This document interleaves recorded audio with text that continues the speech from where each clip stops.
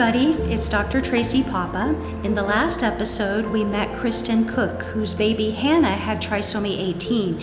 We followed her through her pregnancy, and now she is at the point in her story where she's delivering Hannah. What I'd like for you to pay attention to today is how the Cooks decided to manage their time with Hannah, how they made every moment count, and how, even though this sounds like a very sad story, it's really richly rewarding, and I think you'll end up being very impressed with the Cooks and their family. She was supposed to be born on Monday, but the NICU was full, and so they said, well, can you wait until Wednesday or Thursday? We think we'll have some kids discharged by then. So then it was going to be Thursday, and I went in on Wednesday morning in order to get an NST, because at this point I just needed to know. I needed to know she was okay, and I was basically doing that every day, it felt like. I'm sure it felt like that to you and to Dr. Motley. So it was going to be Thursday. Then Wednesday I went in, we did the NST, everything looked okay. I left, got gas, getting a car wash, and I get a phone call that said, stop eating. So they were going to take me that afternoon, so that Wednesday afternoon, and that was going to be our delivery date. And the whole engineering thing played out because the first two kids were 2 years and 5 days apart, and being born on Wednesday meant that Hannah was going to be 2 years and 5 days from James. So it was meant to be. So Jason and I had a quiet afternoon together. I think we talked to her some before leaving the house. The kids were already shipped off to wherever they were staying for the time. I have no idea who had them. I don't remember. We went up to the hospital, and Amy was working that day, so she was there.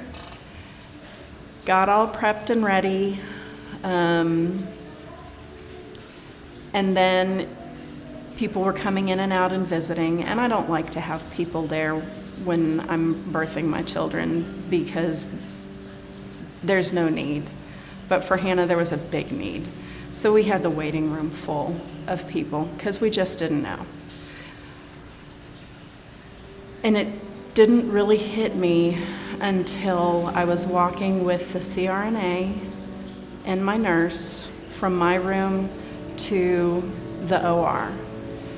Why they walked me there, I'm not sure. But about halfway there, they realized I didn't have a hairnet on, so they had to go grab me a hairnet. And at that moment, it hit me that I didn't know if this was the end, because this could be the end. So I had to stand there and get myself back together while these two strangers rubbed my back and said it was going to be okay. And I marshaled up my courage and walked into the OR. And I'd never seen an OR before, and it was pretty terrifying. It's so white and sterile and metal, and now that I've gone through nursing school, I get it, but it was just kind of almost felt like a spaceship because it was so different from anything I'd experienced before. So they got me on the table. Jason was able to come in. Amy was there. My doctor came in and she started the surgery. And I was humming something. I have no idea what it was. Some tuneless hum that I was using to keep myself calm. And then Dr. Motley pulled her out. And she cried like a cat. She sounded like a little kitten. And I just broke down in tears because that meant she was alive. And Dr. Motley had said that she was going to hold her up so that I would be able to see her over the drape. But next thing I know, she was right here, because Dr. Motley realized that she could just bring her right to my face as she was making her way over to the table for the nurses and neonatologists to look at her. So at that point, it was Jason's job to go be with her. I'd had her for 9 months, now it was his turn. And I asked Amy, could you hold my hand? And so she took her glove off and held my hand while Jason was over there with Hannah. And they evaluated her, said we need to take her to the NICU. I said, well, first Jason has to baptize her. So Jason baptized her right there. They put her in the isolette, wheeled her over to me, and I could touch her, but I didn't want to touch her because I was so cold, and I didn't want my coldness to radiate over to her. And they wheeled her off. And then I hung out there while everything was put back together. I remember being surprised that Dr. Motley was one of the people that helped get me back onto the gurney to go back to my room.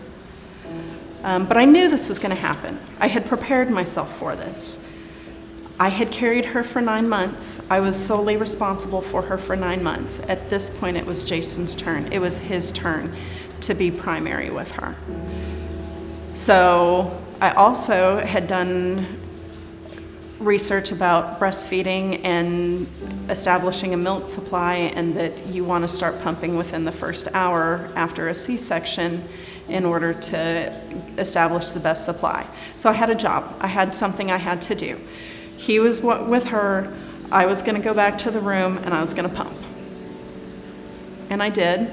And all the embarrassing things that you have to go through after giving birth, and then your legs don't move, so you've got to shimmy yourself over and all of that with your body not functioning the way you're used to. But they were able to get me on a gurney, and they took me into the NICU, and Jason and I were able to spend time with Hannah, seeing her face. I think we were in the NICU for 8 days. So she was on the CPAP. She wound up having bubble CPAP. So that's non-invasive. It's prongs in the nose. And she had the bubble CPAP for 38 hours. And Dr. Wyman thinks it's hilarious that I know it's exactly 38, but it was more than a day and a half, but less than 2 days. It was 38 hours. And after that, other than that, we were just kind of watching her. She was doing so fantastic. We had an NG tube, and then I advocated pretty hard for a pulse ox before we left. So I wanted to make sure that I knew what her oxygen saturations were once we had come home. And I knew that the pervading feeling about Trisomy 18 and 13 children is that they don't really need monitoring. You're going to love on them until they go. So I decided, you know what, I'm going to approach this that this is for me, that I need this so that I can sleep. Otherwise, I won't sleep because I'm going to stay awake and make sure that she's breathing. So Hannah lived for 9 months, and we pretty much wrapped ourselves around her. We knew that we weren't going to have her for long. My older daughter had just turned 4, my son had just turned 2. So we were able to kind of insulate ourselves into this little family, but that had tentacles that reached out and drug other people in. She had multiple hospitalizations during her time. She wound up needing to have a G-button because she couldn't feed orally. She wound up getting her heart fixed by Dr. Tam up at Cook Children's. And ultimately she wound up having a trach as well. That was Dr. Hadid, also at Cook's. And there were a couple of illnesses as well where she was admitted. But we also pulled into our family a couple of nurses for her that would come to our house, and they would help with her throughout the day. From a work standpoint, Jason and I somehow magicked to make this happen to where both of us were home with her about 50, we each were at home with her 50% of the time. So we had this amazing experience where for her, basically her entire life, we were equally responsible for her and for her life. It wasn't me staying home with her and Jason working and only seeing her at night and on the weekend. Everybody around us worked with us in order to help us give her her best life.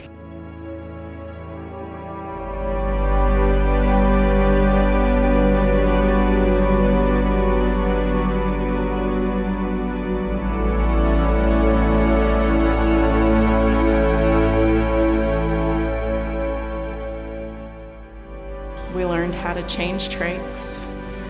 We learned how to pick her up when she had sternal precautions. We did everything together. And we were in a really good place at that point. She had been out of the hospital for a very long time. She'd been out of the hospital and stayed home for a full month, calendar month. And she was doing really good. Although I do remember after getting the heart surgery and getting the trach, sitting on the couch one day thinking, it's gonna be some infection that's gonna take her from us. We're getting all of the mechanical things taken care of. It's gonna be some infection that's gonna take her from us. And I was right. She was a little bit off on New Year's Eve morning. So her night nurse said she was just kind of agitated overnight. Okay, so got some extra snuggles for her, and then I had to go to work. It was my second or third to last day, because I was going to quit and I was going to stay home with her at that point because she was living. And so I came home early. And while I was on my way home, her day nurse called and said, I think we need to take her to the ER.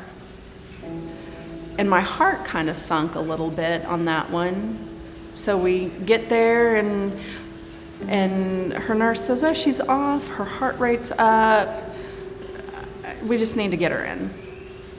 So we took her in, and at Cook's they triage you first, where they do all of your vital signs and figure out how quickly you need to be seen. And she didn't have a fever, but her heart rate was high and she sounded coarse. So they gave her some albuterol treatments. The pulmonologist came and looked at her and said, okay, well, let's admit her. But we were getting admitted to the floor. So we get up to the floor and she was just uncomfortable. And we couldn't get her settled. So ultimately, they moved her down to the pediatric ICU, to the PICU. And when we got down there, one of my favorite nurse practitioners was working that day, and so she asked me all the questions, what's going on? So I can remember telling her, I'm not too worried yet. And in retrospect, I look back and I remember her asking her nurse, Hannah's nurse, who's your other patient? Now I know that means, hey, I'm worried about this kid. She's going to be busy. Who else do you have? Are you going to be able to manage that? But ignorance is bliss. So I pumped, got all the milk taken care of, did my routine. And she wasn't holding her sats up. And so they needed to give her something else to see if maybe she was fighting the ventilator. At that point, she had been attached to the ventilator, but with a trach, it doesn't matter, it's easy. So they gave her a medication, hoping that would help her relax, and instead, she bottomed out. And Jesse, my favorite NP, did compressions, and we got her back, and I got to say goodbye because the doctor who I had worked with before, who had been Hannah's doctor before and I trusted implicitly, said, we can put her back on the vent, but we're just delaying the inevitable. So we were lucky that night. Jason and I were both able to be up there. We hadn't been doing that lately, but it was New Year's Eve and the kids' babysitter was having a party at the house, and they said, just leave them here, they'll be fine. And so I remember the nurses trying to find a pillow. Let's find her a pillow so that they could put Hannah on the pillow, put the pillow on my arms and put Hannah on the pillow. But they found the pillow and I wanted it gone. I needed to hold her. So I held her, and the doctor was bagging her. And at this point we knew we were not going to put her back on the vent. And I reached over to the doctor's hands to say thank you, but I think he took that as a sign of, okay, you can stop now, which wasn't my intention, but it was probably God's intention, because he stopped and she was gone.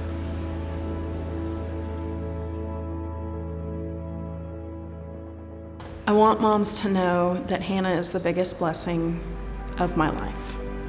She absolutely changed the course of my life. I was an engineer, now I'm a nurse. I work in the PICU, where she spent many days. I take care of children in the room that she died. So she is one of my biggest blessings. She's changed my life. And when I talk to other mothers, there is not one who wants a different child.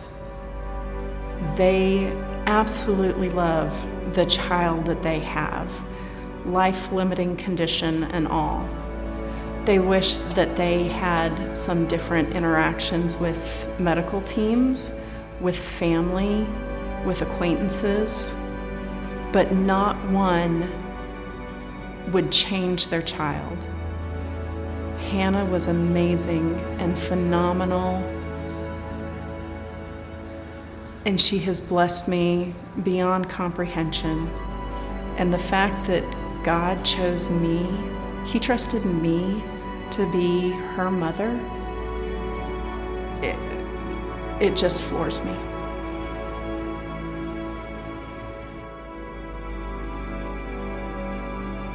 Did I lie? Was that not a great episode? Kristen and Jason and their family are just wonderful people, and I will remember Hannah for the rest of my life. I attended her funeral, and surprisingly, it didn't feel like a very sad occasion. Everybody felt like everything had been done that needed to be done, and that Hannah had lived her very best life, even though it was very short. Don't forget to like and subscribe. Also go to my website, drtracypapa.com, for more great content and free stuff.